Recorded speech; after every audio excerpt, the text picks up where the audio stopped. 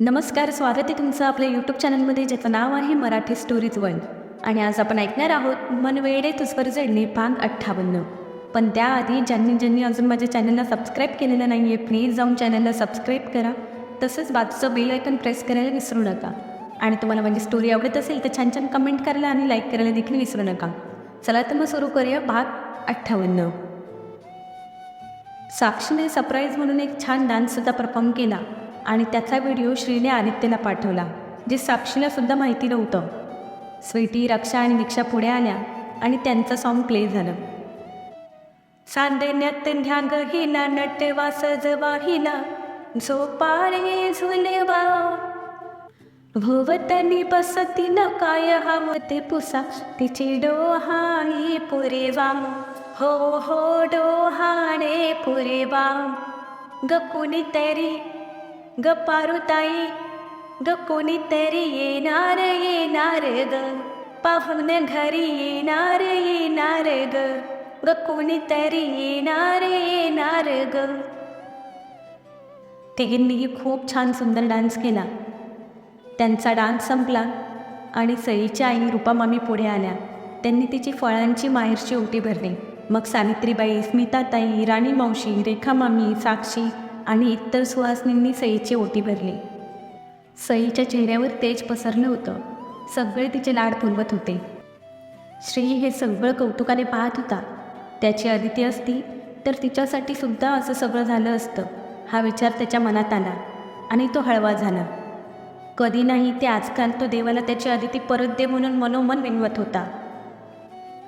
जेवण वगैरे कार्यक्रम उरकल्यावर सईला मामा मामी आणि गौरव त्यांच्याबरोबर घरी घेऊन गेले. साक्षी आणि स्मिताताईंना श्रीने घरी सोडलं. महिन्याभरात श्रीने खूप काम केलं होतं. बऱ्यापैकी केसेस बंद झाल्या होत्या. श्रीने सुट्टीचा अर्ज दिला होता. तसेही गेल्या 3 वर्षात एकही सुट्टी घेतली नव्हती श्रीने.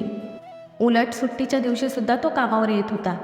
त्यामुळे डिपार्टमेंटला त्याला सुट्टी द्यावीच लागणार होती. काही दिवसातच श्रीची सुट्टी मंजूर झाली. नेक्स्ट वीकपासून त्याची सुट्टी चालू होणार होती. त्याला आता त्याचं प्लॅनिंग करायचं होतं. श्रीच्या सुट्टीची खबर आदित्यपर्यंत सुद्धा गेली होती. श्री एवढी सुट्टी का घेतोय हा त्याला प्रश्न पडला होता, म्हणून त्याने श्रीला बोलवून घेतलं होतं. हां बोल, एवढ्या घाईत का बोलवलंस? श्री चेअरवर बसत म्हणाला. श्री, तू 1 महिन्याची सुट्टी घेऊन काय करणार आहेस? आदित्यने विचारलं. अदितीला शोधणार आहे, श्री एकदम शांतपणे म्हणाला. श्री, अरे आपण तपास केला होता. मला वाटतं तू उगाच मृगजळाच्या मागे धावत आलेस.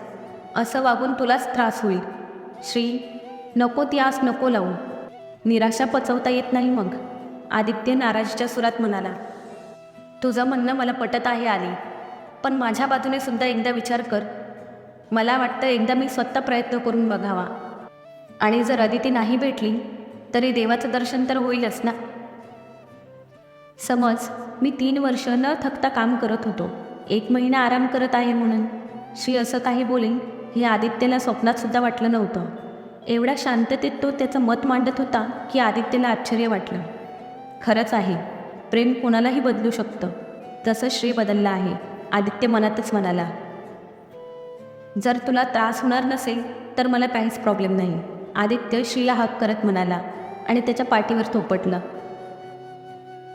आधी मला वाटतं आपण सुद्धा श्रीबरोबर गेलो तर, साक्षी म्हणाली. मला सुद्धा ते वाटलं होतं, पण एकतर सुट्टीचा प्रॉब्लेम, वरून तुला आत्ताच कुठे बाहेरचं खाण्याची परमिशन मिळाली आहे. लगेच 1 महिना बाहेर खाल्ल्याने तुला पुन्हा काही त्रास झाला तर, आदित्यने विचारलं. ते आहे, पण श्री एकटा जाणार म्हणून थोडी काळजी वाटते रे. मग मी एक काम करू का? मी जातो श्रीबरोबर. 1 महिना मला सुट्टी नाही मिळणार, पण काही दिवस जातो, बघू हाताला काही लागतं का, आदित्य म्हणाला. हे करू शकतो आपण, साक्षी आदित्यच्या गळ्यात हात टाकत म्हणाली. पण तुला चालेल ना मी गेलो तर श्रीबरोबर? एकटी बोर नाही होणार ना? आदित्यने तिला जवळ घेत विचारलं. चालेल, मी नाही बोर होणार. मम्मा, किमी, काकी, बाबा सगळेच तर आहेत इथे. आणि तरीही कंटाळा आला तर समी आईकडे जाईल. बनी आणि सई पण आली, सईला पण कंपनी मिळेल काय, साक्षी हसत म्हणाली. आणि आदित्यलाही बरं वाटलं. ठरलं तर मग मी श्रीबरोबर जाणार, आदित्य म्हणाला. आदित्यने दुसऱ्याच दिवशी श्रीला त्याचं प्लॅनिंग सांगितलं. श्री नकोच म्हणत होता, पण आदिने काही ऐकलं नाही. श्रीने दोघांचीही दिल्लीपर्यंतचे फ्लाईट्सचे बुकिंग केलं आणि तिथून एक कार हायर केली. तिथलाच एक लोकल ड्रायव्हर सोबत घेतला, जेणेकरून त्याची मदत होईल. सर, कहाँ जाना है? ड्रायव्हरने विचारलं. यमुना नदी के तट पे, श्री म्हणाला.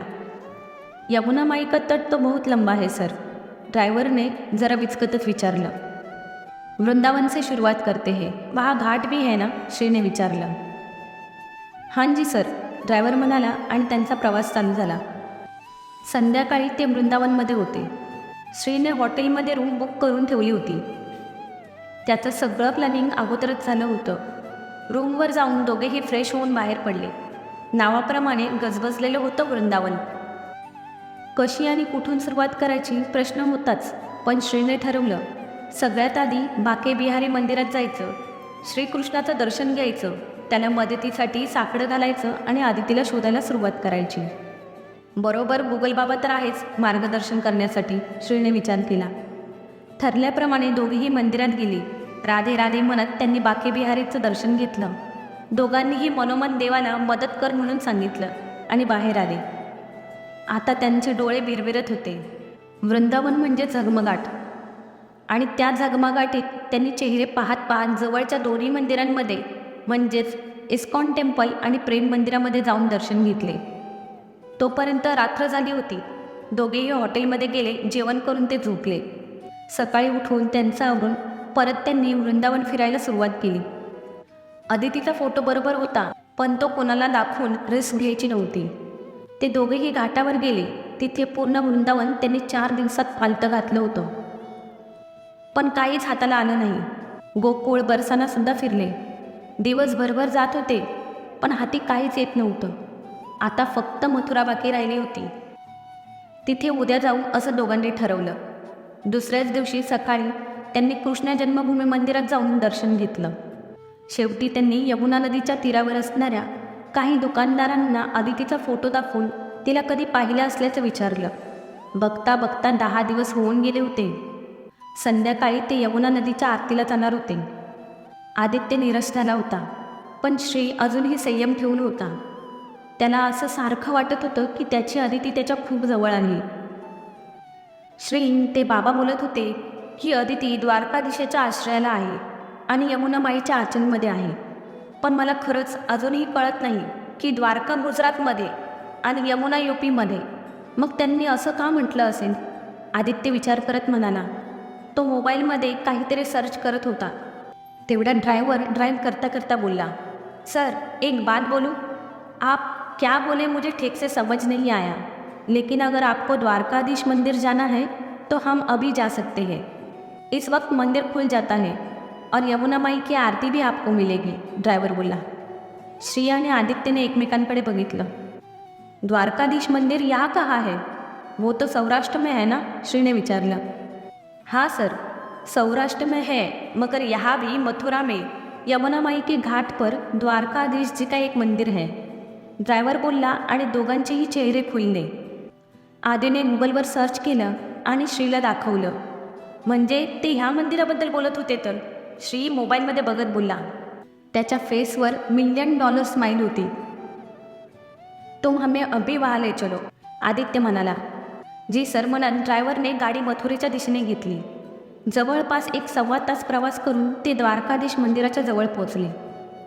सर, इथून पुढे खूप छोटा रस्ता आहे, गाडी पुढे जाणार नाही, तुम्ही इथून चालत जा, 2 मिनिटावर मंदिर आहे, मी आलोच गाडी पार्क करून, ड्रायव्हर म्हणाल्याप्रमाणे श्री आणि आदित्यने चालायला सुरुवात केली.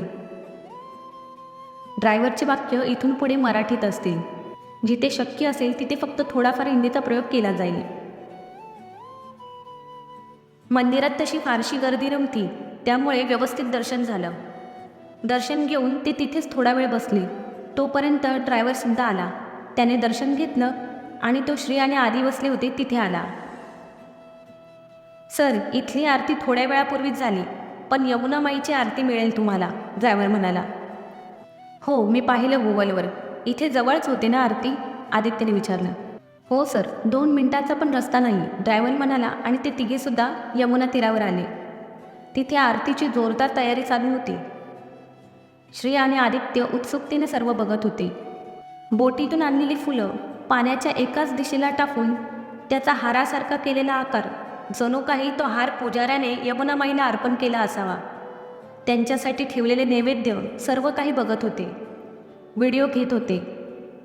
रिकामा असलेला तो घाट थोड्याच वेळात माणसांच्या गर्दीने भरून गेला आणि अगदी थोड्याच वेळात यमुनामाईच्या आरतीला सुरुवात देखील झाली. श्री आणि आदी महान हरपून त्या आरतीमध्ये सामील झाले होते. मोठ्या मोठ्या समया हातात घेऊन तिथले पुजारी यमुनामाईची आरती करत होते. गर्दी एवढी वाढली होती की पायसुद्धा इकडचं तिकडं करणं मुश्किल होतं. आदित्य हे सगळं मोबाईलमध्ये रेकॉर्ड करत होता. श्रीने एक नजर समोर बघितलं आणि तो बघतच राहिला. त्याचं हृदय जणू थांबलं होतं. पूर्ण जग जणू काही काळासाठी थांबलं होतं.